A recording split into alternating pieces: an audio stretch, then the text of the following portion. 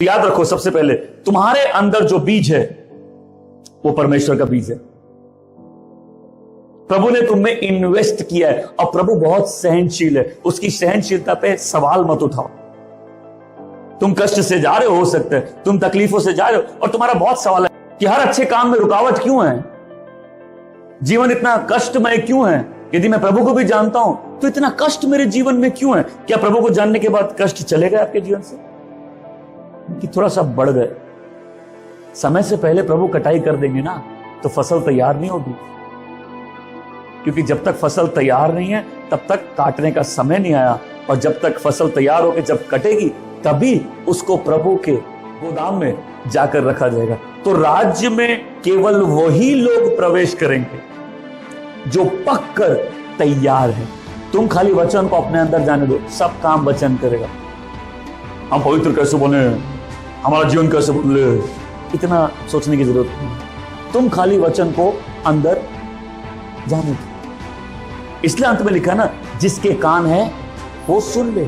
वचन तो सामर्थ्य है, लेकिन सुनने वाले के कान कच्चे अगर, तो यहां से सुना और वहां से वचन को अंदर जान दो। वचन को अंदर जान दो, थोड़ी खलबल ही होने दो। जब वचन अंदर गया तो गेहूं उगा। अब शैतान गेहूं का कुछ बिगाड़ नहीं सकता है। झूठे आरोप लगे, लगने दो। तकलीफों से गए, चले जाओ। कष्ट आए, सह लो, क्योंकि तुम्हारे जीवन का मूल्य है। अगर बीज बोने वाला सहनशील है तो जो फसल है वो असहनशील क्यों हो रही है? आज प्रभु तुमको सहनशीलता दे, क्योंकि प्रभु का समय अभी आया। इसलिए हमने आज शुरुआत की उस वचन से कि यदि तुम्हारा दिल तुमको दोष लगाता है तो याद रखो परमेश्वर तुम्हारे दिल से बड़ा है। अगर तुम पे ज्यादा दोष लगा तो जो व्यक्ति अपना न्याय खुद करता है उसका परमेश्वर न्याय नहीं करेगा। आज वचन को अंदर जानने दो, वही काम करेगा, वही जीवन लाएगा। उसी में जीवन है। उस गेहूं का शैतान कुछ नहीं कर सकता है, खाली तुम्हारे जीवन में मिलावट कर सकता है ताकि तुम उतने पवित्र, उतना उज्जवल तुम्हारा जीवन नहीं हो।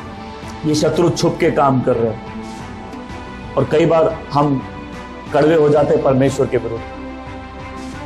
आज यदि तुम्हारा दिल कहीं कड़वा है परमेश्वर के विरुद्ध, याद रखो वो तो अच्छा बीज देता है। सारी गड़बड़ी तो पृथ्वी में उसके बैरी ने फैलाई है।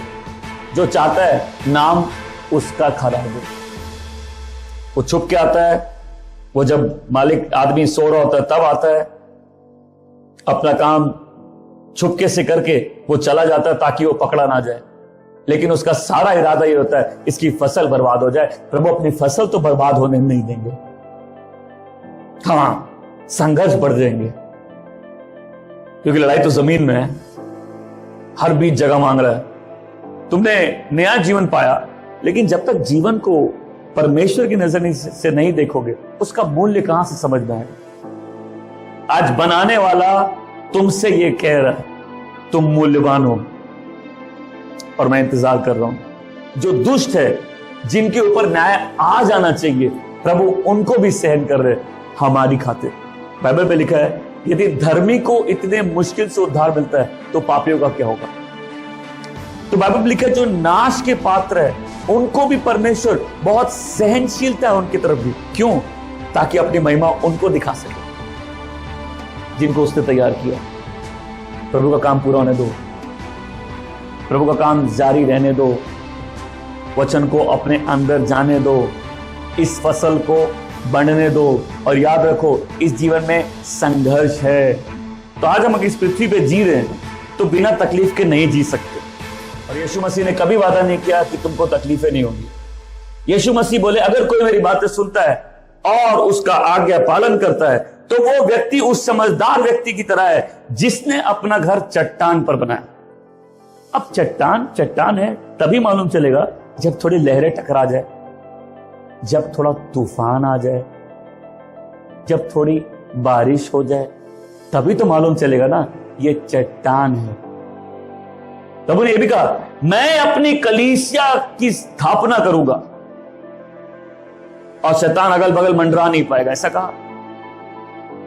लेकिन नर्क के द्वार उस पर प्रबल ना होंगे। मतलब जयवंत तुम ही होगे, वो गेहूं का कुछ नहीं बिगाड़ सकता।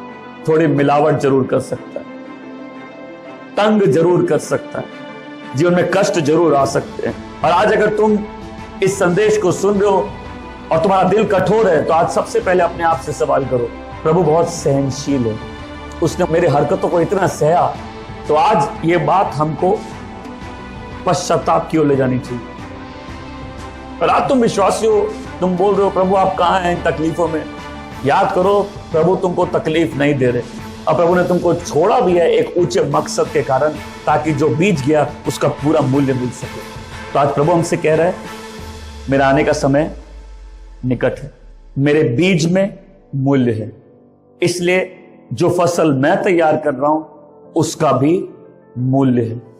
तुम अपने जीवन के मूल्य को जानो और आज से अपने मन में इस बात को निर्धारित कर लो कि प्रभु के आगमन के समय तक या कटनी के समय से पहले मुझे अपने जीवन का प्रयोजन पूरा करना है, क्योंकि लगाने वाले ने मुझे किसी कारण से लगाया है।